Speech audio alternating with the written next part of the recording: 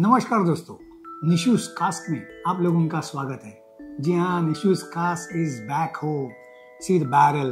और इसी बैरल के बैकग्राउंड पे आज का एपिसोड यहाँ पे हम शुरू करेंगे। हमारे एक सब्सक्राइबर है अरुण हर्षवाल जी। वैसे उनसे मुलाकात तो हमारी यूएस में हुई, लेकिन वो यहीं के रहने वाले हैं और अपने चैनल के फॉलोअर है और कमेंट्स भी अच्छी अच्छी करते हैं। उन्होंने एक कमेंट की थी, ये देखिए कमेंट में लिखा है उन्होंने कि मैंने जो आर्टबेक NO विस्की के बारे में जो रिव्यू किया था तो उसके बारे में उन्होंने लिखा है कि रिव्यू बहुत बढ़िया था।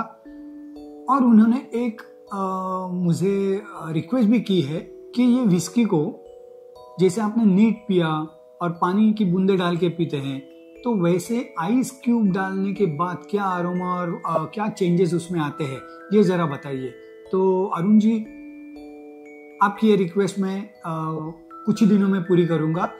और एक आपने जो रिक्वेस्ट की है कि जिसमें आपने पूछा है कि ये जो बॉटल्स है जिसके कांच के रंग अलग अलग होते हैं, कोई अंबर कलर रहता है यानी ब्राउन, कोई ग्रीन रहता है, क्योंकि आर्टबेक वाली जो बॉटल है वो ग्रीन है, कुछ ब्लू कलर की रहती है, तो कुछ क्लियर रहती है। Most of the whisky bottles are clear.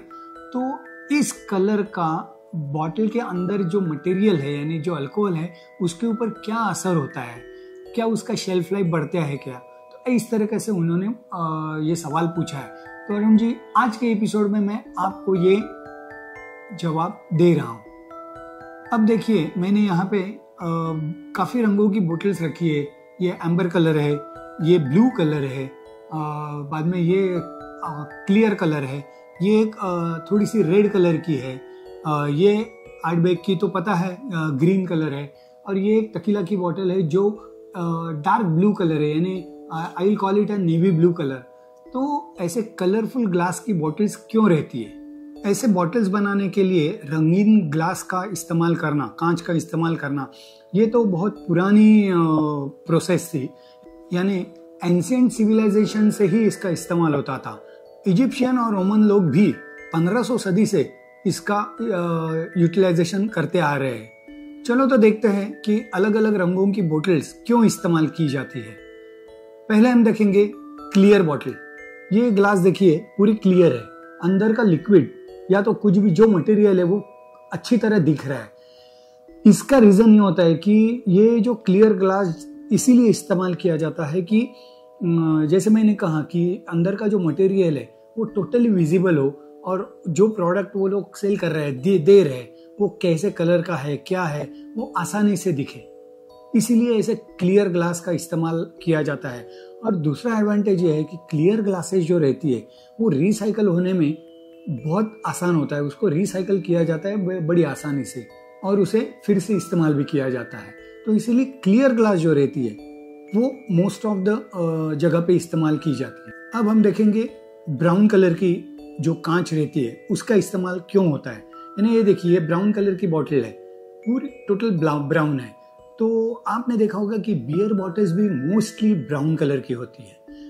तो क्यों होती है? तो most of the brown colour that is amber colour, तो ये एम्बर कलर जो है ये यूवी प्रोटेक्टर रहता है, यानी सनलाइट से जो यूवी रेज आते हैं तो उसको प्रोटेक्ट किया जाता है। और उसी वजह से जो अंदर का लिक्विड है, मटेरियल है, यानी बियर समझिए, विस्की समझिए या तो लिक्योर समझिए, तो कोई भी जो मटेरियल रहता है वो यूवी से प्रोटेक्टेड होता है। जैसे कि अभी बियर की जो बोतल रहती है तो उसमें अगर यूवी लाइट पास होता है तो उसमें एक अलग सा बियर को स्मेल आने लगता है, क्योंकि बियर में जो हॉप्स कंपाउंड रहता है, जो हॉप्स डालते हैं उसका कंपाउंड जो रहता है तो उसका विघटन होना शुरू होता है। तो वो ब्रेकडाउन होने की वजह से ना उसको सल्फर जैसा स्मेल आने लगता है। And because of that, to avoid that, normally beer की बोतल ब्राउन रहती है, एम्बर कलर की रहती है या तो फिर ग्रीन भी रहती है। और ये बोतल ऐसे कलर वाली होने की वजह से वो यूवी से प्रोटेक्टर रह के अंदर की बियर बहुत अच्छे क्वालिटी की रहती है। अब देखते हैं ग्रीन कलर की बोतल क्यों इस्तेमाल होती है। ये देखिए, आर्टबेक की जो बोतल है दैट इज बॉटल ग्रीन, जो मैंने कहा था बॉटल ग्रीन कलर क्या ये कलर है। ऐसे कलर की बोतल्स ज्यादातर वाइन के लिए इस्तेमाल की जाती है, क्योंकि वाइन भी यूवी से प्रोटेक्टेड होनी चाहिए। और ये जो ग्रीन कलर है ना, वो लाइट से निकलने वाली कुछ वेवलेंथ जो रहती है उसको प्रोटेक्ट करके अंदर जो वाइन रहती है उसकी टेस्ट और अरोमा को बरकरार रखता है। That is the main advantage. और मेरे ख्याल से आर्टबैग वालों ने यही सोचा होगा कि अंदर का जो मटेरियल है वो इंटैक्ट रहे, उसका अरोमा जो स्मोकीनेस रहता है या तो जो फ्रूटीनेस रहता है, जो भी उसके अंदर कैरेक्टरिस्टिक्स है वो इंटैक्ट रहने के लिए इन्होंने ग्रीन कलर की बोतल का इस्तेमाल किया है। कई बियर की बोतल ग्रीन कलर की होती है। अब देखते हैं ये जो ब्लू कलर की बोतल्स है, ये देखिए 2 मेरे पास है जो टोटल ब्लू कलर है। ऐसी ब्लू कलर की बोतल्स ज़्यादातर cosmetic products and medical products के लिए यूटिलाइज की जाती है। इसका रीज़न ये है कि कॉस्मेटिक प्रोडक्ट की जो बोतल्स रहती है वो थोड़ी सी अट्रैक्टिव होनी चाहिए, कैची होनी चाहिए। और ये ब्लू कलर की जो नेवी ब्लू कलर या तो लाइट ब्लू कलर की जो बोतल्स रहती है वो बहुत ही नज़र में बहुत अच्छी लगती है, खूबसूरत दिखती है, उसका लुक बहुत एस्थेटिक रहता है। यानी उस कलर से उस प्रोडक्ट की और वो बोतल की खूबसूरती बढ़ती है।